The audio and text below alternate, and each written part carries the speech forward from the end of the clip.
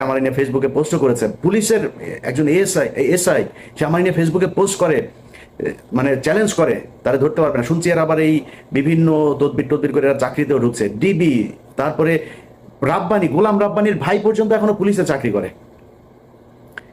কাকে নিয়ে আপনি যুদ্ধ করবেন বলেন? প্রফেসর ইউনূস সরকারের পদত্যাগের দাবিতে আওয়ামী লীগের লিফলেট বিতরণ করতেছে, সে আবার বিসিএস শিক্ষা ক্যাডারের কর্মকর্তা। 4 আগস্ট এই হারামজাদা শিক্ষা ভবনের সামনে মিছিলের নেতৃত্ব দিছে, খুনি হাসিনার পক্ষে প্রকাশ্যে স্লোগান দিছে, তারপরে 6 মাস ঘুরে বেড়াচ্ছে, পোস্টিং নিয়ে বসে আছে পাটগ্রামে।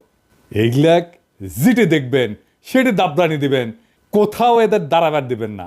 দর্শক, আজকের এই ভিডিওটি দেখলে আপনারা রীতিমতো অবাক হয়ে যাবেন। আপনারা জানেন ইতিমধ্যে আওয়ামী লীগ সরকারের পতন হয়েছে। এখন ক্ষমতায় আছেন অন্তর্বর্তী সরকার ডক্টর মোহাম্মদ ইউনূস। অন্তর্বর্তী সরকারের মাননীয় উপদেষ্টা ডক্টর মোহাম্মদ ইউনূস থাকাকালীন দেশে কি কি ঘটনা ঘটে যাচ্ছে তা আপনাদের প্রমাণ সহকারে দেখাবো। দর্শক, কথা আর বাড়াবো না, ভিডিওতে চলে যাব। তার আগে আপনাদের কাছে ছোট্ট একটি অনুরোধ, আপনি যদি আমাদের চ্যানেলে নতুন দর্শক হয়ে থাকেন তাহলে অবশ্যই চ্যানেলটি সাবস্ক্রাইব করে পাশে থাকা বেল আইকনটি বাজিয়ে দিতে ভুলবেন না। যারা অলরেডি আমার চ্যানেলটি সাবস্ক্রাইব করেছেন তাদেরকে জানাই অসংখ্য ধন্যবাদ। চলুন ভিডিওটি শুরু করা যাক। আওয়ামী লীগ মাঠে নামতেছে, নানাভাবে চেষ্টা করতেছে, ছোট হোক বড় হোক তাও নামতেছে, সমাজে মিশে যাওয়ার চেষ্টা করতেছে। হ্যাঁ, আবার দেখেন প্রফেসর ইউনূস সরকারের পদত্যাগের দাবিতে আওয়ামী লীগের লিফলেট বিতরণ করতেছে, সে আবার বিসিএস শিক্ষা ক্যাডারের কর্মকর্তা মুকিব মিয়া। পোস্টিং লালমনিরহাটের পাটগ্রামের সরকারি জসিমউদ্দিন আব্দুল গনি কলেজে ইংরেজি বিভাগে, আর লিফলেট বিলাচ্ছে জাতীয় প্রেস ক্লাবের সামনে। আবার ভোরে মিছিল বের করছে।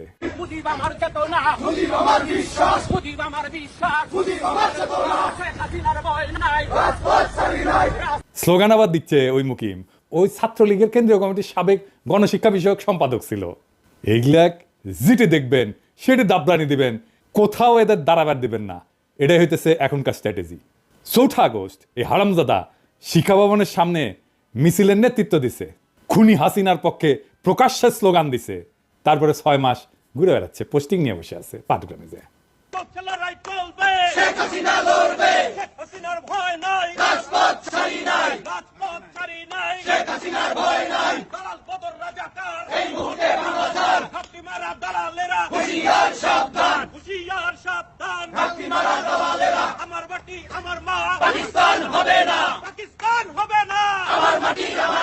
শিক্ষামন্ত্রীর বাসায় হামলা কেন? খালেদা জবাব দে। খালেদা জবাব দে। শিক্ষামন্ত্রীর বাসায় হামলা কেন? শিক্ষামন্ত্রীর বাসায় হামলা কেন? খালেদা জবাব দে। গত 6 মাস তার ফেসবুকে টানা অপপ্রচার চালায় গেছে সরকারি চাকরি কইরা, কেউ কিছু বলেনি, দিব্যি ঘুরে বেড়াইতেছে, বাসা বোধহয় সেগুন বাগিচা বা পল্টনে। ফেসবুকে যা লিখেছে সেটা ওর নেত্রী হাসিনা 2018 সালে সরকারি কর্মচারী একটা শৃঙ্খলা এবং আপিলের যে বিধিমালা 3 খ এই ধারা অনুযায়ী শাস্তিযোগ্য অপরাধ করছে, তাও সে আছে। শিক্ষামন্ত্রী হচ্ছে বিএনপির পছন্দের মন্ত্রী, ওই ডায়াপার পরা ওয়াহিদুদ্দিন মাহমুদ। 30 সেপ্টেম্বর আমি পোস্ট দিছিলাম এই ভিডিওর, ওই মাউসির সামনে স্লোগান মাস্টার কে নামও পাওয়া গেছে। 1 নম্বর তরিকুল ইসলাম 35তম বিসিএস, সাদিয়া সুলতানা 35তম বিসিএস, দিদারুল ইসলাম 34তম বিসিএস, আর মুকিব মিয়া যে স্লোগান দেওয়া 33তম বিসিএস, বিজয় কুমার ঘোষ 24তম বিসিএস, স্বরূপ কাহালি 24তম বিসিএস, ওই স্লোগান দিচ্ছে, স্বরূপ কাহালির স্লোগান দিচ্ছে। জাফর আলী 16 বিসিএস, ওই এই প্রোগ্রামের মূল আয়োজক। মনিরুল ইসলাম 24 BCS, doctor Enamul Haque 24 BCS. এরা কে কোথায় আমরা জানতে চাই। এই ভিডিওর কমেন্ট বক্সে লিখে দিবেন কে কোথায় আছে জানেন কিনা, তারপরে ওদের ধরেছি। আর ডায়াপার পড়া শিক্ষা উপদেষ্টা এইগুলো যদি চাকরির থাকে তাইলে কলে তোমার খবর আছে কয়ে দিচ্ছি, ডায়াপার টেনে খুলে ফেলবো।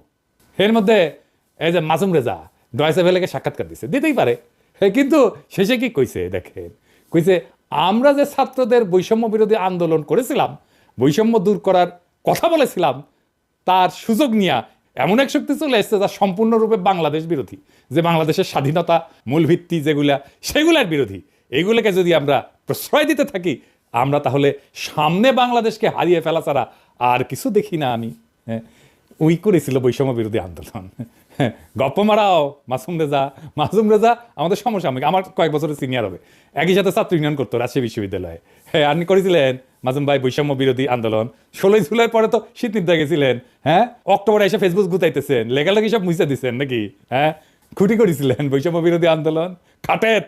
হ্যাঁ, 25 সুন্দর সুন্দর মাইয়া নিয়ে তো নাটক টাটক করেন, হ্যাঁ করতেও পারেন খাটেত। বৈষম্য বিরোধী আন্দোলন, মুক্তিযুদ্ধ করেছে আপনাদের আগের প্রজন্ম খাটে, আপনিও করেছেন হয়তো। মেজর ডালিমকে নিয়ে 2 বিসিলা কইয়া পোস্টে লিছিলেন না? তো আমাক পোলা পানি সে কয় যে মেজর ডালিমদের 2টা বিসি পাঠিয়ে দিই, মাসুমের 2টা বিসি ছিঁড়ে নিয়ে। হ্যাঁ বুঝছা, চাইছিল কলে পোলা পায় আমি ঠেকাইছি। হ্যাঁ পাঙ্খা গেছে যে মাসুম ভাই। নতুন বাংলাদেশের নতুন বয়ানের সংস্কৃতি চর্চা হবে। পুরো হাসিনার আমলে আওয়ামী ফ্যাসিবাদের বয়ান উৎপাদন করেছেন, ওই ন্যারেটিভ চলবি না। আপনাদের নতুন নাটক লিখতে হবে, নতুন সংস্কৃতি চর্চা করতে হবে। আমাদের বাংলাদেশ বিরোধী বলবেন না, ভুলেও না, কখনো না, কেউ যেন না বলে এই আমাদের বাংলাদেশ বিরোধী বলবেন, বিসি টাইনা ছিঁড়ে ফেলবো একেবারে।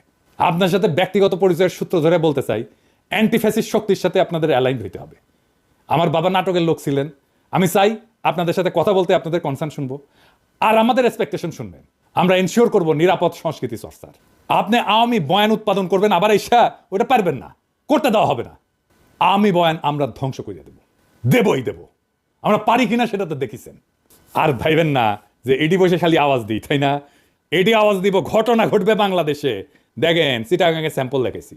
একটু আগে আমি যখন ঘুমানোর আগে আমি বাসায় দেখছি পিনাকি ভাই লিখছে যে নেভি কনভেনশনের নজিবুল হোসেন মাইজবেন্ডারি এবং এমপি সনি এই দুজন এখানে অবস্থান করতেছে, রাতে খাবারের দাওয়াত আসছে ওরা।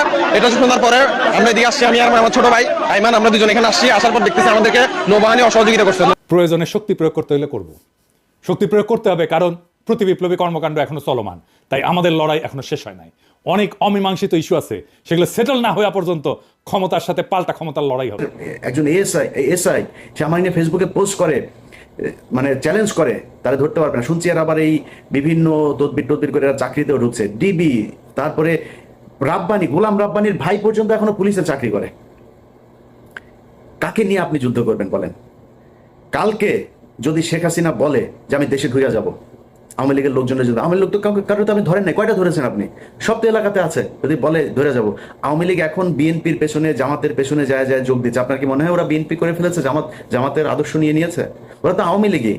ওরা যখন দেখবে আপনার পেছনে পেছনে রাজনীতি করা লাগে, যখন দেখবে হাসিনা ঢুকেছে দেশে, ওরা হাসিনার পেছনে রাজনীতি করবে, ওরা ওদের ঝাঁপায় পড়বে আবার ফের। আর এটার জন্য যদি নাকি মনে করেন ঠেকানোর জন্য প্রশাসন, সচিবালয়, কোন জায়গায় আপনি নিয়ন্ত্রণ নিয়েছেন আমাকে বলেন? কথা বললে অনেকে কষ্ট পাবেন, জামাত কষ্ট পাবে, বিএনপি কষ্ট পাবে, আমি কোনো রাজনৈতিক দলকে বলতে চাই না, কিন্তু সারা দেশে চাঁদাবাজি চলছে, সারা দেশে চলছে একদম। আমি আমার তো মনে করেছেন যে আমি হয়তো আওয়ামী লীগের সময় আওয়ামী লীগের বিরুদ্ধে কথা বলেছি, বিএনপি জামাত যখন ক্ষমতায় আসবে তখন আমি তাদের পক্ষে কথা বলবো, এটা আমি পারবো না। আমি তো চুপ থাকবো, কিন্তু পারবো না আপনার পক্ষে মিথ্যা কথা বলতে। সারা দেশে চাঁদাবাজি হচ্ছে, ব্যাপক চাঁদাবাজি হচ্ছে। এখন এই যে চাঁদাবাজি করছেন, কোত্থেকে করছেন আপনি চাঁদাবাজি? হাটে ঘাটে, ওই বাস স্ট্যান্ড, ওই গরুর বাজার, ওই হাওর বাওর, এই যে সব লিস্ট যেগুলো নিয়ে আপনারা দখলে নিয়েছেন, দখলে নিয়ে কি করছেন? ওইখানে চাঁদাবাজি। গ্রামে এদিন শুনলাম একজনের মুরগি বিক্রি করতে এসছে, সেই মুরগির থেকে, মানে অনেক মুরগি আর কি, ফার্মের মুরগি, এক এক মুরগি থেকে সেখানে চাঁদা নেওয়া হচ্ছে। তো এই যে চাঁদা নিচ্ছেন, নিয়ে কি করছেন? একদম প্রান্তিক লেভেলের যে মানুষ আছে তাদের কাছে আপনি চাঁদাবাজ হিসেবে উপস্থাপিত হচ্ছেন। কিন্তু একটু চিন্তা করে দেখেন তো, প্রশাসনের, সচিবালয়ের, কোর্টের কোন জায়গায় দুই চারটা জায়গা বাদে কোন জায়গাটায় আপনার জামাত বা বিএনপির লোক আছে? আমার দেখান 2-4টা জায়গার মধ্যে যে একটা ধাক্কা যদি শেখ হাসিনা দেয়, আওয়ামী লীগ দেয়, আপনি যে প্রশাসনের এই দিক থেকে যে সমর্থন পাবেন সেই সুযোগটা আছে আপনার? নাই। তো কি নিয়ে আপনি যুদ্ধ করবেন? অতএব ছাত্রদের আমি মনে করি, সেদিন আমার সাথে যাদের কথা হচ্ছে তাদেরকেও আমি একই কথা বলেছি, তারা বলছে যে আমরা আসলে অনেক কিছু চাইলেও পারছি না। তা আপনারা যদি পারছেন না, এটা কি মানুষ জানে? যেই হোক, মানে ছাত্রদের ভেতরে আমি কারণ নাম ধরছি না, যেই আমার সাথে যারই কথা হোক, যেই লেভেলেরই হোক, এ বলছে আমরা পারছি না। আপনারা পারছেন না, এটা তো মানুষ জানে না। আমরা তো মনে করছি আপনারা সরকারের পার্টে আছেন, সরকারের সাথে কাজ করছেন মিলেমিশে, আপনারা যা চাচ্ছেন সরকার সেটাই করছে, সরকার যা করছে সেটাই আপনাদের কাজ। আমরা তো এটা মনে করছি। আপনাদের কথা যে সরকার শুনছে না সেটা তো বলতে হবে। বলতে হলে কি করতে হবে? সরকারের ছাত্রদের প্রতিনিধি যারা আছে তাদেরকে পদত্যাগ করতে হবে, করে রাস্তায় নেমে আসতে হবে। এর বাইরে নাম ধরে বলি, নাহিদ ভাই, আসিফ ভাই, হাসনাত ভাই, সার্জিস ভাই, যারা আছেন, পিঠের চামড়া থাকবে না। যদি মনে করেন যে এই সরকার চলে যাবে আর বিএনপি বা জামাত ইসলাম আপনাদেরকে কোলে তুলে নিয়ে নাচবে, প্রশ্নে আসে না। আর আওয়ামী লীগ তো কত ভয়ঙ্কর হইতে হবে সেটা আপনাদেরকে বোঝানোর দরকার নাই, আপনারা জানেন। এরা জেলখানার ভেতরে মানুষের ধরে জবাই করে মারে, ফাঁসি হইলেও এদের মনে শান্তি হয় না, জবাই করে মারে। এখন শুনছি ওই যে ক্যাপ্টেন মাজেদ গিয়েছিল, এই ক্যাপ্টেন মাজেদ সাহেবকেও জবাই করেছিল। সো এরা এর চেয়েও ভয়ঙ্কর রূপে ফিরবে যদি ফিরতে পারে, ফেরার সুযোগ দেওয়া হয়। অতএব আপনারা ছাত্ররা যারা আছেন, যাদের সাথে বাংলাদেশের মানুষ সবাই চেয়েছিল একটা পরিবর্তন, আপনাদের সাথে কেন যাবে সেটা আপনাদেরকে বুঝাইতে হবে। পারেন নাই, কোনো সমস্যা নাই, পারার চেষ্টা করছেন কিনা সেটা মানুষ দেখতে চায়, যে আপনারা কি আসলেই চেষ্টা করেন নাকি আপনারাও সেই আগের মতোই, আগের দলের মতোই সব লুটপাট করে খাওয়ার জন্য, সুবিধা পাইলে তাদের সাথে বসে মিলেমিশে একাকার হয়ে তারপরে দেশ চালানোর জন্য উদ্গ্রীব হয়ে আছেন। এই জিনিসগুলো আমার মনে হয় আপনাদের বোঝা উচিত আর কি। তো যাই হোক, যে বিষয়টা বলছিলাম আগেও, যে অনেকের কাছে খারাপ লাগতে পারে, কিন্তু সত্যি কথা যেটা ভাই, এই দেশটা দেখলাম তো 5 তারিখের পরে, এখানে টাকা পয়সা হইলে সব পার্সেজ হওয়া যায়। ইভেন কি জানেন, বললে কষ্ট পাবেন, আমরা যে 57 কর্মকর্তার জন্য কষ্ট পাই না, আমরা বলি এই দেশের স্বাধীনতা, সার্বভৌমত্ব সবকিছু এই 57 জন অফিসারকে মারার কারণে আমাদের দেশ ইন্ডিয়া দখল করে নিল, এগুলো বলি না, সেই 57 জন কর্মকর্তাদের ভেতরেও তাদের পরিবারের লোক, সন্তান, স্ত্রী টাকার কাছে বিক্রি হয়ে গেছে, তাদের স্বামীদেরই চায় না, বিচার চায় না। এটা নিয়ে আবার আরেক ভিডিওতে কথা বলবো। আজকে এই পর্যন্তই।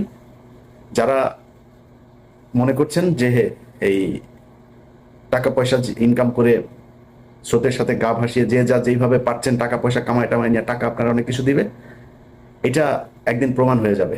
যুগে যুগে বহু প্রমাণ হয়েছে, আপনার ক্ষেত্রে প্রমাণ হবে। আমি ইলিয়াসের চেহারা সেদিন আপনার চোখের সামনে ভাসবে, যে 2000 মানুষ মারা গিয়েছে, সেই মানুষের লাশের সাথে বেইমানি করে আপনি আপনার ব্যক্তি স্বার্থের কাছে।